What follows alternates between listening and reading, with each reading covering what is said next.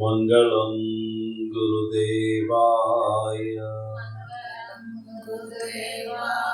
మహనీయ గుణాత్మని సర్వలోక శరణ్యాయ సాధురూపాయ మంగళం. ఓం అసతో మా సద్గమయ తమసో మా జ్యోతిర్గమయ మృత్యోర్మా మృతంగమయ.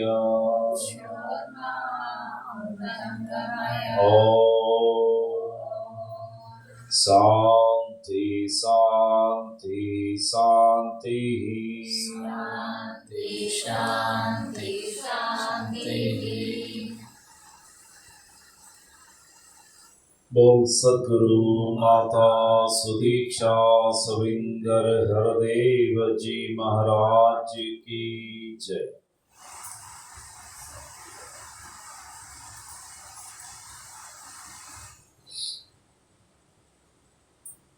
సాధు మహాపురుషులారా ప్రేమతో చెప్పండి.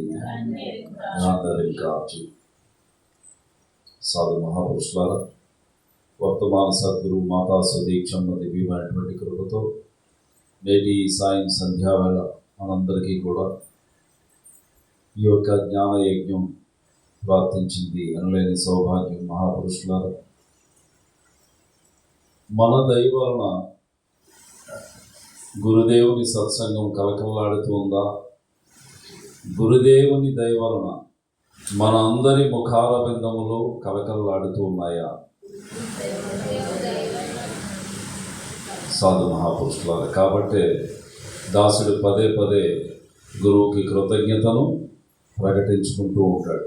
సాధు మహాపురుషులారా, గురుదేవుని దయ వలన ఈ యొక్క భూమి పైన ఈ సజ్జన సాంగత్యమైనటువంటి దీపాన్ని వెలిగించకపోతే మనందరం ఏమైపోయి ఉండేవారము అని చెప్పి సాధు మహాపురుషులారా, దుర్భరమైనటువంటి ప్రాపంచిక జీవితంలో, సంసార జీవితంలో ఉన్నటువంటివన్నీ కూడా బాధలు, దుఃఖాలు, క్లేశాలు మాత్రమే. సాధు మహాపురుషులారా, సంసారంలో ఎక్కడా కూడా సుఖం అనేది లేదు. సంసారంలో ఎక్కడ కూడా సంతోషము, ఆనందం అనేది లేదు. ఒకవేళ ఎక్కడైనా ప్రపంచంలో అది కనిపించినట్లయితే అది మిథ్య అనేటువంటిది బాగా మనం సజ్జన సాంగత్యం వలన తెలుసుకున్నాం. మన జీవిత అనుభవాల ద్వారా మనం తెలుసుకున్నాం. ప్రపంచంలో ఎక్కడ కూడా శాంతి లేదు, సుఖము లేదు.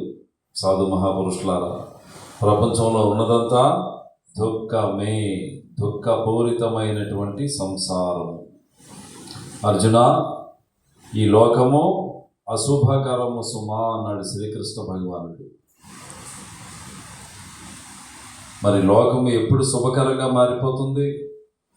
ఎప్పుడైతే నీవు నా దృష్టితో ఈ ప్రపంచాన్ని చూస్తావో అప్పుడు ఈ లోకమంతా నీకు శుభకరముగా మారిపోతుంది. పిపీలకాది బ్రహ్మ పర్యంతము నా యొక్క స్వరూపంగానే నీవు దర్శిస్తావు తప్పితే రెండవదేది నీకు కనపడదు.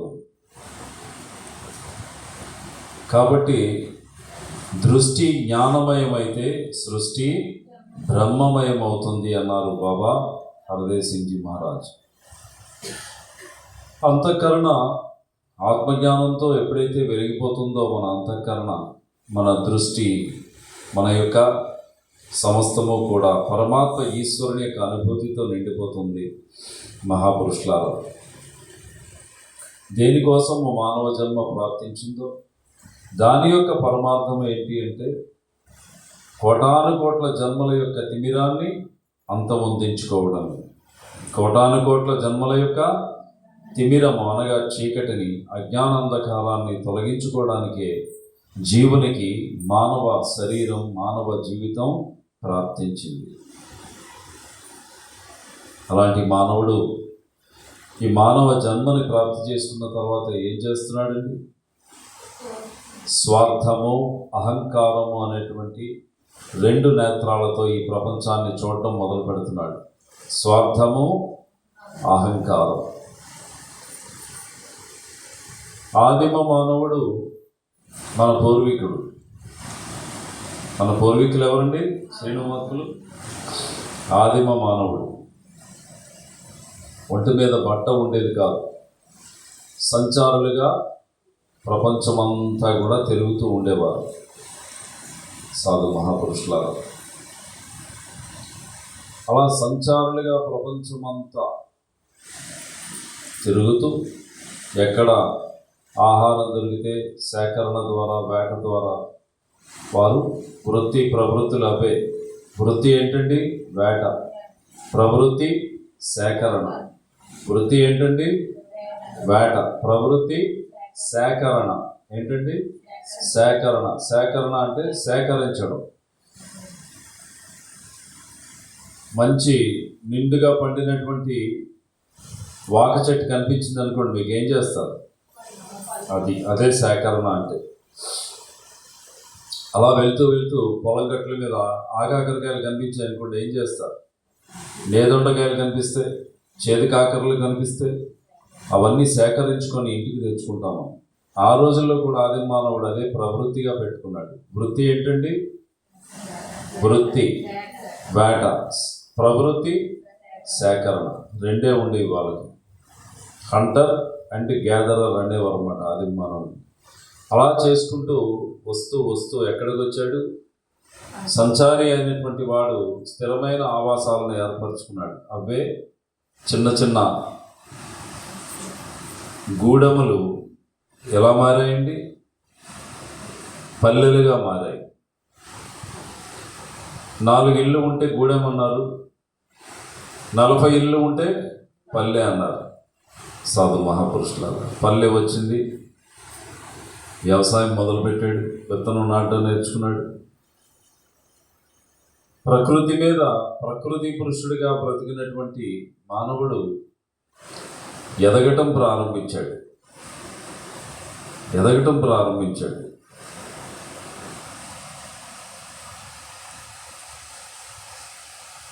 పొలాన్ని దేనితో దున్నుతామండి? భూమిని నాగలుంటే సరిపోతుందా? ఎడ్లుంటే సరిపోతాయా? నక్కు ఉండాలి.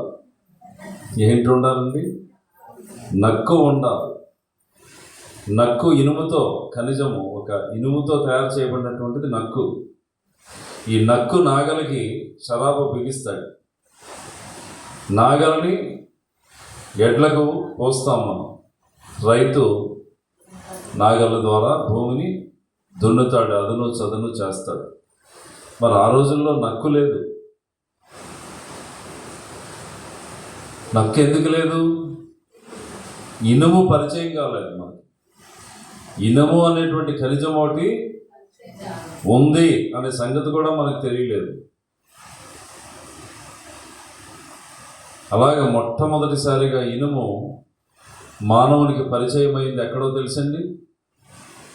నేడు బీహార్ రాష్ట్రం ఏదైతే ఉన్నదో భారతదేశంలో, ఆ బీహార్ రాష్ట్రంలో టాటా కంపెనీ, స్టీల్ కంపెనీ అక్కడే వచ్చింది. ఆ బీహార్ ప్రాంతంలో మొట్టమొదట మన ఆసియా ఖండంలో ఇనుము లభించింది. ఎవరికి?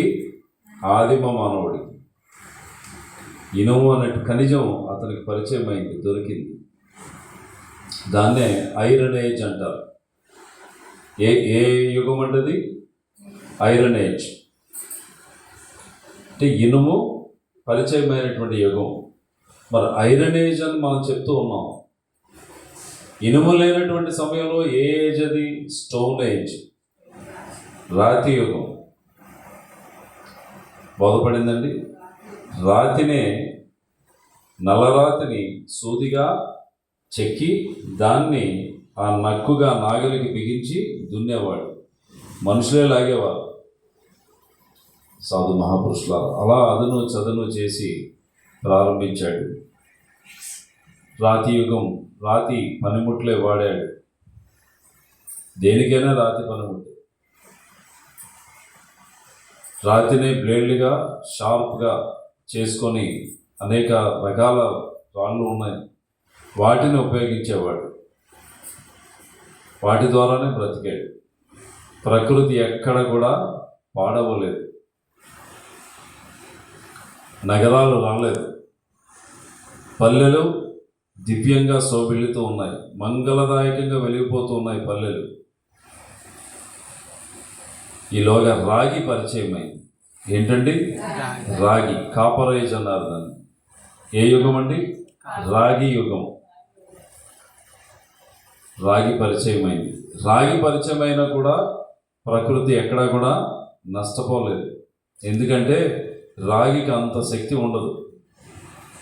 ప్రాణుల్ని, మనుషుల్ని చంపుకోవడానికి, నరుక్కోవడానికి రాగి కొంత పనికొస్తుందేమో కానీ చెట్లను కొట్టడానికి రాగి పని చేయదు. మెత్తని ఖనిజం అది. తర్వాత కాంస్యయుగం అన్నారు. కంచు పరిచయం అయింది. కంచు ద్వారా కూడా ప్రకృతికి ఎక్కడ నష్టం వాటిల్లలేదు. తర్వాత ఏం పరిచయం అయిందండి? ఇనప యుగం వచ్చింది. ఇనుం పరిచయం అయింది మనిషికి. పిచ్చోడి చేతికి రాయిస్తే ఏంటవుతుందండి? పిచ్చోడి చేతికి రాయిస్తే ఏంటవుతుంది? మానవుడు ఎదుగుతూ ఎదుగుతూ ఎదుగుతూ ఎదుగుతూ ఏమైపోయాడు? నన్ను మించినవాడు లేడు అన్నాడు. 2 నేత్రాలతో బ్రతకడం ప్రారంభించాడు. ఏంటా 2 నేత్రాలు? స్వార్థము, అహంకారం. స్వార్థము, అహంకారం. సాధు మహాపురుషుల ఇనుము ఎప్పుడైతే అందిందో చక్కని అరణ్యాలను నరకటం ప్రారంభించాడు. అలాగా యావత్ ప్రకృతిని అంతటినీ కూడా ఏం చేశాడండి? ధ్వంసము చేసి పారేశాడు. సాధు మహాపురుషులారా, ఏ ప్రాణి ద్వారా కూడా ప్రకృతికి మరి దెబ్బ తగలలేదు. ప్రకృతికి దెబ్బ తగిలింది అంటే ఎవరి వలన తగిలిందండి? మానవుడి వలన తగిలింది. పిచ్చోడి చేతిలో రాయి. రాయిని బలంగా పైకి విసిరాడు. నా గొప్పదనం చూడండి, ఎంత ఎత్తుకు నేను రాయిని విసిరేను అన్నాడు. కానీ ఆ రాయి ఏమవుతుందండి పైకి వెళ్ళి? అదే జరుగుతుంది కదా ఈరోజు అనేక రకాల వైరస్లు పుట్టడానికి కారణం ఎవరు? మానవుడే, మనమే. ఈ ప్రళయాలు, ప్రమాదాలు కొని తెచ్చుకున్నది ఎవరండి? మనిషే. సాధు మహాపురుషులారా,